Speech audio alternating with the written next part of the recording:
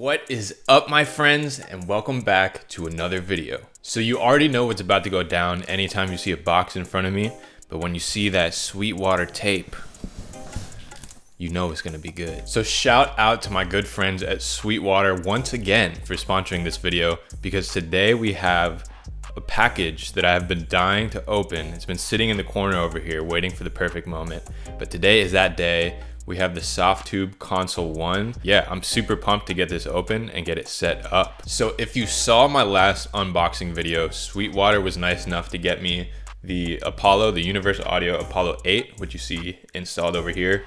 And you guys have seen me use it in my last video. But since then, they got back to me and they're like, look, since now you have, the Apollo, how would you like to try the Console 1? Because it was basically made to integrate with, all of Universal Audio's audio interfaces. So for all of my Universal Audio people out there, stay tuned, because this is definitely going to be something that you will be interested in. And I just want to give a big thank you to Sweetwater once again, not only for, getting me an awesome product, but for recommending something that works with the setup that I already have. So if you guys haven't checked them out yet, go check them out, hit them up. They've got pretty much everything under the sun when it comes to audio gear and equipment.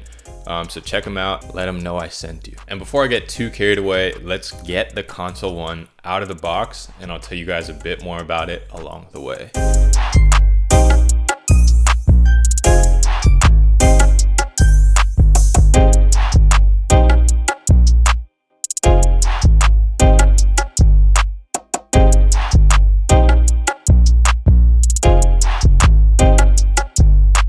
So in the UAD unboxing, they put a bag of candy in the box. So I wasn't sure if it was gonna be like both boxes. This is like really one of the things I wanted to find out. And it is, my friends. Sweetwater gives you candy with every purchase. Just another reason to purchase from Sweetwater. But let's get into the Console 1.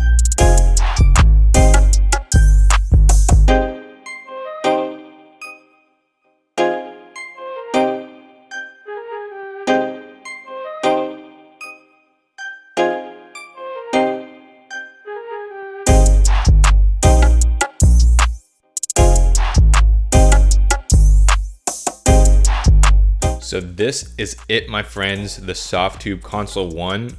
Initial reactions, the build quality is really good. It's got a metal casing.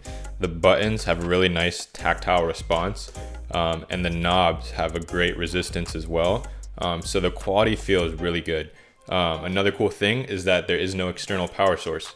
So all it is just plugging it into a USB port and you are on your way. So the idea behind the Console 1 is that it was built to emulate the solid state logic SL4000E, which is like a legendary analog mixing board. So for those of us that use DAWs, this kind of bridges the gap between like analog equipment and digital, workstations. So I'm super excited to get into this. Rather than just sit here and try and explain what this does, before I've even used it, I'm gonna go and get this registered and download the software so I can get you guys some on-screen shots and a look into how this integrates with, the UAD Apollo. All right, guys, so we've got the Console 1 software loaded up. We got it registered, and I've been messing with it a little bit to kind of see how I would incorporate it in my workflow, as well as, just experimenting with all of the different features that it has. I found myself using this more within Logic Pro directly. And basically what you do is you would open the Console 1 software just like any other, reverb, any plugin that you would on a track, on every track that you want to use Console 1 in. And then from there, you can basically use, the shape, equalizer, and the compressor. And once again, this was made to emulate the SSL SL4000E, but you can also select from a range of UAD plugins, equalizers, compressors, everything that you've got, and use it directly within your DAW.